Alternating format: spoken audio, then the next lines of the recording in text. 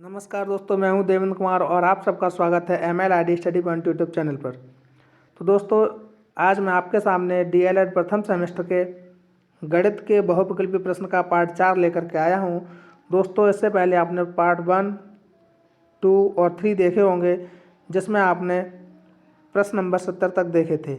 आज मैं पार्ट 4 में प्रश्न नंबर 71 से स्टार्ट करता हूँ और देखता हूँ दोस्तों प्रश्न नंबर 71 को। देखते हैं। प्रश्न नंबर 71 है, 90 डिग्री के कोण को क्या कहते हैं? तो दोस्तों 90 डिग्री के कोण को हम समकोण कहते हैं। क्या कहते हैं? समकोण कहते हैं। 0 से बड़ा और 90 से छोटा ऐसा अगर कोई कोण है तो ऐसे कोण को हम न्यून कोण कहेंगे। न्यून कोण, ठीक है दोस्तों। और अगर 90 से अधिक और 180 से कम है तो दोस्तों ऐसे कोण को हम अधिक कोण कहेंगे। क्या कहेंगे? अधिक कोण कहेंगे।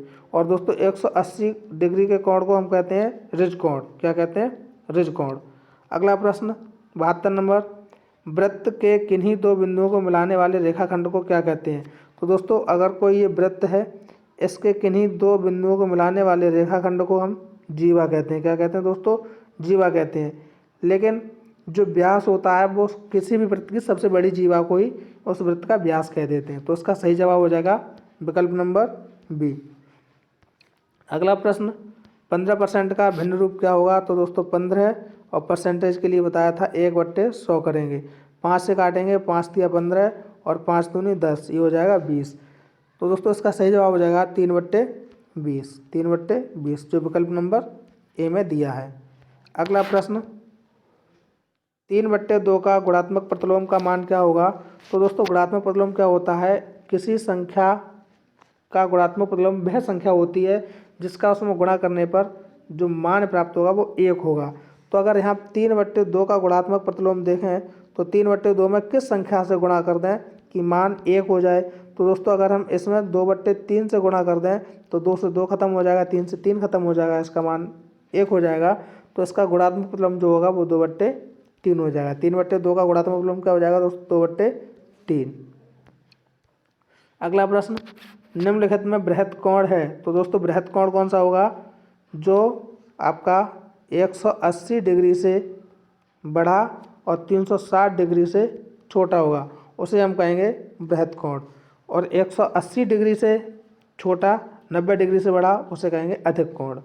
अगला प्रश्न दोस्तों 76 नंबर, 5x + 7x - 3 का मान क्या होगा? तो दोस्तों 5x + 7x - 3, 5 और 7 12x - 3। तो दोस्तों इसका सही जवाब हो जाएगा 12x - 3, विकल्प नंबर सी। अगला प्रश्न 2.4 × 0.5 का मान क्या होगा? तो दोस्तों इसे करेंगे 2.4 और 0.5, इसका गुणा करेंगे। 5 चौक 20, 5 दूनी 10 और हासिल का 2, 12 हो गया। 1 2 अंक बाद दशमलव आ जाएगा। तो दोस्तों 1 2 अंक बाद दशमलव आ जाएगा, इसका सही जवाब हो जाएगा 1.20, विकल्प नंबर बी इसका सही जवाब हो जाएगा। ठीक है दोस्तों। अगला प्रश्न, कौन सा जोड़ा एक दूसरे का व्युत्क्रम है? तो दोस्तों व्युत्क्रम क्या होगा? उल्टा जो होगा। तो हम देखेंगे 1/3 और यहाँ हो जाएगा 3 × 3 3 × 9, तो ये तो 1/3 ही है। अगला प्रश्न, अगला विकल्प देखेंगे दोस्तों 1/5, इसे करेंगे 5 × 5 दूनी 10, तो ये भी व्युत्क्रम नहीं हुआ। 5/6 और 6/5 ये दोस्तों एक दूसरे के व्युत्क्रम है। अगला प्रश्न 79, 80 और 90 के बीच अभाज्य संख्याएं कौन कौन सी हैं? तो दोस्तों 80 और 90 के बीच अभाज्य संख्याएं 83 और 89 होती हैं। तो दोस्तों 87 है, ये 3 से विभाज्य है, इसलिए 87 वाला नहीं होगा। 81 3 से विभाज्य है, तो ये सब नहीं होंगे। सही जवाब हो जाएगा विकल्प नंबर डी। अगला प्रश्न 80 नंबर, निम्नांकित में से 5 से विभाज्य संख्या कौन सी है? तो दोस्तों 5 से विभाज्य वो होगी जिसका इकाई अंक या तो 0 हो जाए या फिर 5 हो जाए। तो यहाँ 3 है, ये नहीं होगा। यहाँ 1 है, ये भी नहीं होगा। यहाँ 8 है, ये भी नहीं होगा। तो दोस्तों 5 से विभाज्य कौन सी होगी? 3775, इसका इकाई अंक 5 है। तो ऐसी संख्या जिसका इकाई अंक 0 हो या 5 हो तो 5 से विभाज्य हो जाएगी। अगला प्रश्न 81 नंबर, 8/9 + -4/9 का मान क्या होगा? तो दोस्तों इसे करेंगे 8/9 और प्लस माइनस माइनस हो जाएगा और ये हो जाएगा 4/9। जब हर समान हो तो ऊपर की संख्याओं को सेम कर दिया जाता है। 8 में से 4 गया तो 4/9। इसका सही जवाब हो जाएगा 4/9। विकल्प नंबर ए बिल्कुल ठीक है। अगला प्रश्न 82 नंबर, निम्नलिखित में 9 का अपवर्त है। तो दोस्तों 9 के अपवर्त कौन से होंगे? जो हम किसी संख्या में गुणा करते हैं, जैसे 9 का गुणा 1 में करेंगे, 9 का गुणा 2 में करेंगे, 3 में करेंगे, 4 में करेंगे, तो ये क्या हो जाएगा? अपवर्त हो जाएगा। तो दोस्तों 9 का अपवर्त क्या हो जाएगा? 9 एकम 9, 9 दूनी 18, 9 तीस 27, 9 चौक 36, ये सभी 9 के अपवर्त हैं। इसमें 18 है लेकिन 21 नहीं है, 25 नहीं है, 30 नहीं है। इसमें 9 का अपवर्त 9 तो है लेकिन 11 13 नहीं है, तो ये कोई भी विकल्प ठीक नहीं है। इसका विकल्प ठीक है विकल्प नंबर बी। प्रश्न नंबर 83, 30 और 40 के बीच अभाज्य संख्या कौन कौन सी हैं? तो दोस्तों 30 और 40 के बीच की बात करें तो 31 और 37 अभाज्य संख्या है। 31 और 37। 33 3 से विभाजित है, 33 यहाँ भी है। 39 13 से विभाजित है और 3 से विभाजित है। अगला प्रश्न 84 नंबर, तीन संख्याएं 1 2 3 के अनुपात में है, यदि उनका महत्तम समावर्तक 12 हो तो ये संख्या क्या होंगी? तो दोस्तों यदि कभी भी संख्याओं का अनुपात दिया हो और मासा दिया हो तो संख्याओं के अनुपात में उनके मासा से गुणा करने पर, अनुपात में मासा से गुणा करने पर संख्या प्राप्त हो जाती है। क्या प्राप्त होती है? संख्या। तो दोस्तों पहली संख्या क्या होगी? 12 का गुणा करेंगे, 12 एकम 12, 12 दूनी 24 और 12 तिया 36। तो दोस्तों इसका सही जवाब हो जाएगा 12 24 36, विकल्प नंबर बी। अगला प्रश्न 85 नंबर, किसी कक्षा में 30 बच्चों में से 80% बच्चे उत्तीर्ण हुए तो कक्षा में कितने बच्चे उत्तीर्ण हुए? तो दोस्तों यहाँ क्या करना, 30 बच्चों में से 80% उत्तीर्ण हुए। 80 और परसेंटेज का मतलब 100, बिंदी से बिंदी, बिंदी से बिंदी खत्म, 8 तिया 24। कितने बच्चे उत्तीर्ण हुए दोस्तों? 24 उत्तीर्ण हुए। और दोस्तों अगर अनुत्तीर्ण की बात करते तो 6 अनुत्तीर्ण होते। तो इसका सही जवाब हो जाएगा विकल्प नंबर ए।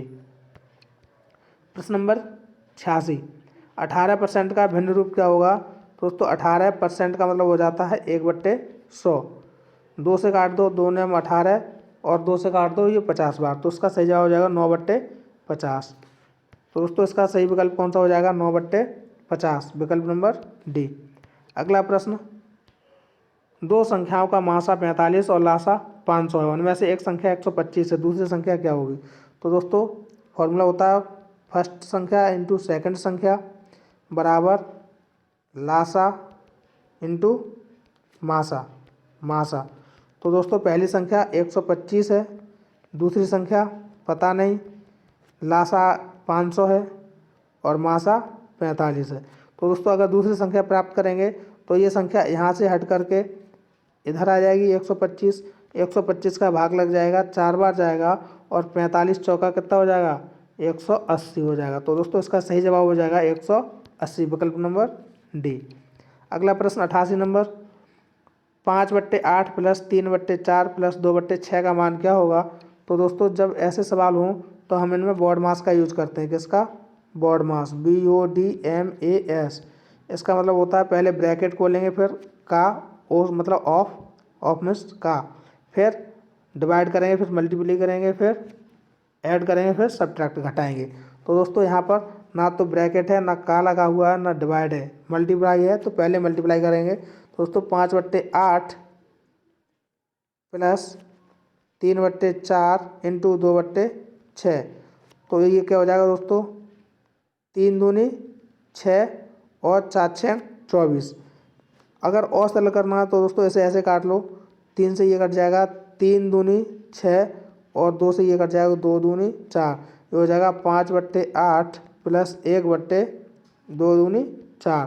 तो दोस्तों इसका एलसीएम आ जाएगा 8। अब इसका अगर हमें सॉल्व करना है मैंने, तो 8 का भाग इस एलसीएम में देंगे, एक बार जाएगा और उसी 1 का गुणा इसमें कर देंगे, तो 5 एकम 5 हो जाएगा। 4 का भाग 8 में देंगे, 2 बार जाएगा और 2 का गुणा इसमें कर देंगे, तो 2 एकम 2 हो जाएगा। तो दोस्तों ये सही हो जाएगा 5 और 2 7, 7/8। इसका सही जवाब हो जाएगा 7/8, जो विकल्प नंबर डी में दिया है। अगला प्रश्न, 36 48 और 60 का लासा क्या होगा?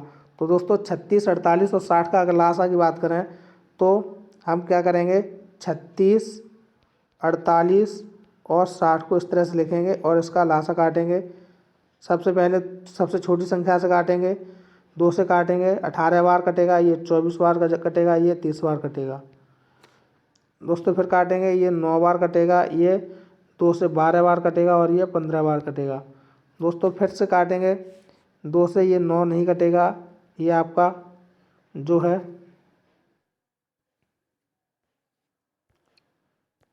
दोस्तों एक बार फिर से देखते हैं, 36, 48, 60। इसे 2 से काटो 18 बार, 24 बार, 30 बार कटेगा। दोस्तों 2 से काटो, 2 नम 18, 2 से काटोगे 12 बार कटेगा और 2 से 15 बार कटेगा। 2 से काटो, 9 कटेगा नहीं, 2 छंग 12 और 15 भी नहीं कटेगा। फिर 2 से काटेंगे तो ये 9 नहीं कटेगा, 2 तिया 6 और ये 15। अब 3 से काटेंगे तो 3 त्रिका 9 और 3 एकम 3, 3 पंजे 15। दोस्तों अब ये 3 से कटेगा, 3 एकम 3 और अब ये 5 से कटेगा। तो दोस्तों ये क्या हो गया, इनका सबका गुणा करेंगे, 2 दूनी 4, 4 दूनी 8, 8 दूनी 16, 16 तिया 48 और इधर 5 तिया 15, 15 गुणा 48 हो जाएगा इसका लासा। तो 48 गुणा 15 कर लेंगे, 15 अट्ठे 120, हासिल 12, 15 चौक 60 और 12, 60 और 12 72। दोस्तों इसका सही जवाब हो जाएगा 720। अगला प्रश्न 90 नंबर, 12, 24 और 36 का मासा क्या होगा। तो दोस्तों 12, 24, 36 में कैसे काटेंगे, उसमें क्या था, जब तक हमने काटा था जब तक कि एक नहीं आ गया। इसमें क्या करेंगे, जब तक काटेंगे जब तक कि किसी एक संख्या से सभी संख्या कटती जाएं। जैसे 12 को हमें काटना है तो 2 छंग 12, 12 24 को काटेंगे 12 बार और 36 को काटेंगे तो 18 बार। फिर काटेंगे दोस्तों 2 तिया 6, 2 छंग 12, 2 नम 18। अब 3 से काटेंगे, 3 एकम 3, 3 दूनी 6, 3 त्रिका 9। दोस्तों अब ये संख्याएं अलग अलग कटेंगे इसलिए इनको छोड़ देंगे और इसका मासा हो जाएगा 2 दूनी 4 तिया 12। इसका सही जवाब हो जाएगा 12। अगला प्रश्न 91 नंबर, दो संख्याओं का लासा और मासा क्रमशः 900 व 15 है। यदि इनमें से एक संख्या 225 है तो दूसरी संख्या क्या होगी। दोस्तों इसका फिर उसी तरह से करेंगे, पहली संख्या 225, दूसरी संख्या पता नहीं, लासा और मासा 900 गुणा 15। तो दोस्तों दूसरी संख्या बराबर हो जाएगा ये 225 यहाँ से ऐड करके इसके नीचे आ जाएगा 225। अब इसमें क्या करेंगे, 15 से भाग करेंगे। दोस्तों 15 से भाग करेंगे, 15 एकम 15 और 15 पंजे 75। अब इससे कैसे काटेंगे, 15 छक्का 90। तो दोस्तों ये हो जाएगा 60। तो दूसरी संख्या क्या हो जाएगी 60। इसका विकल्प नंबर डी बिल्कुल ठीक हो जाएगा।